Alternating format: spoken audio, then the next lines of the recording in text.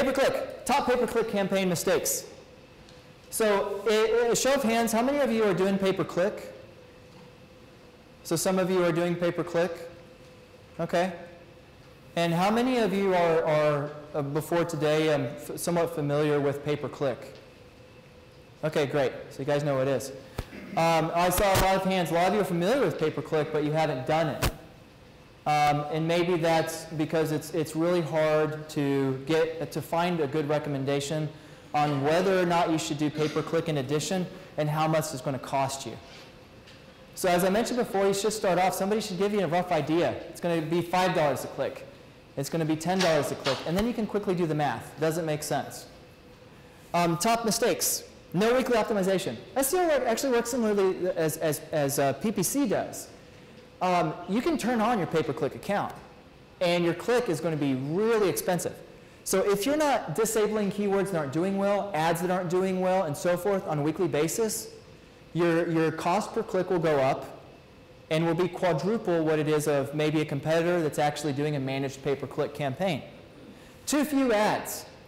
You actually have a quality score for pay-per-click. Did you guys know that?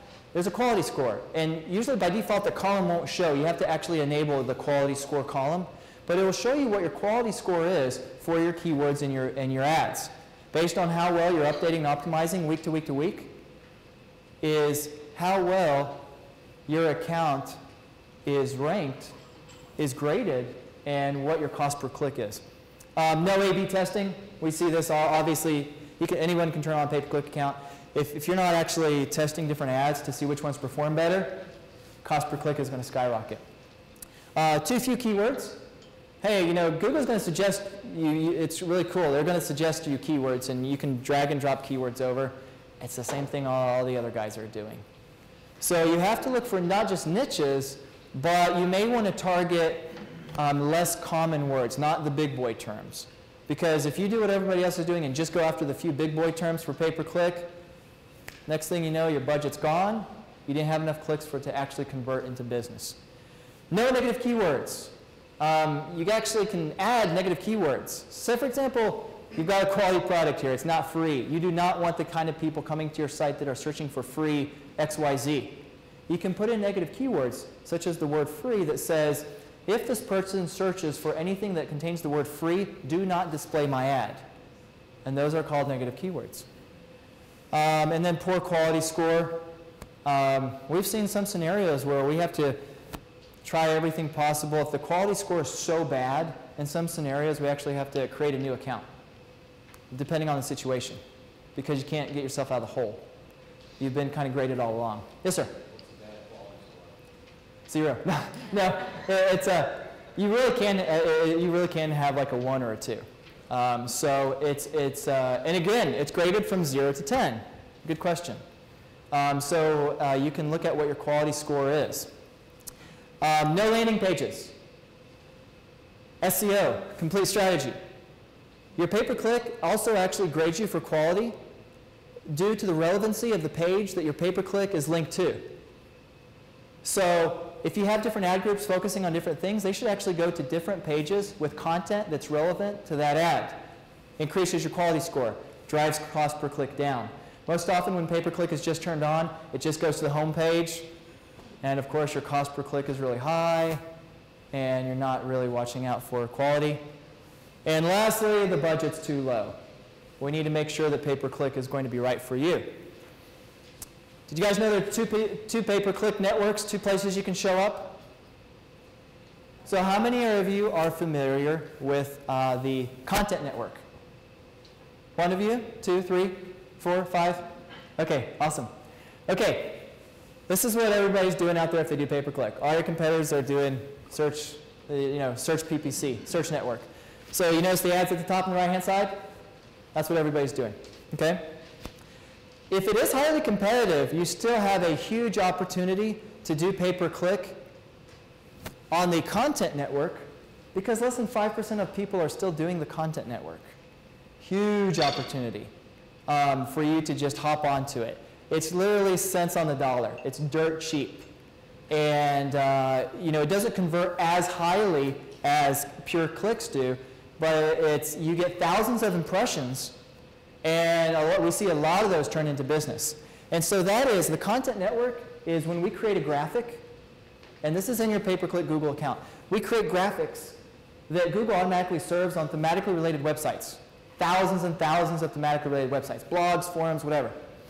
And your ad will show up. It can even be animated. And it says, hey, click on this, where this is what we have.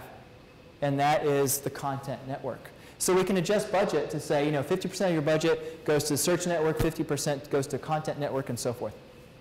Question, last question. What Google AdWords network are most of your competitors on? Yes, ma'am. Thank you. The search network. Can I ask a question? Yes, Sue.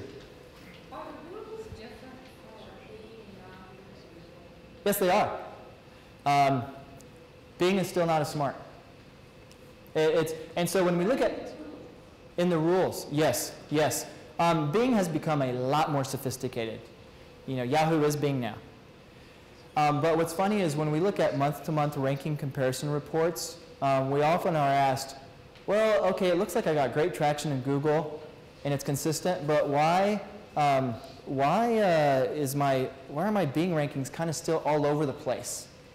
And that's because really you mostly optimized for Google because it's the most restrictive and Bing follows. But Bing's rankings are still kind of a little bit all over the place because its algorithm, its relevancy algorithm, and the way it indexes everything is still not as sophisticated as all of Google's patents are. So everything you do for Google also applies to Bing.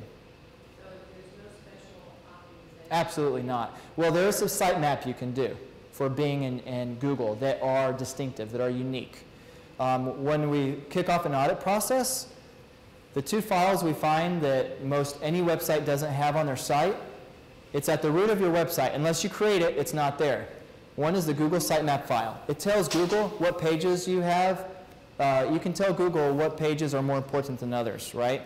Like, for example, and that's part of getting off on the right foot.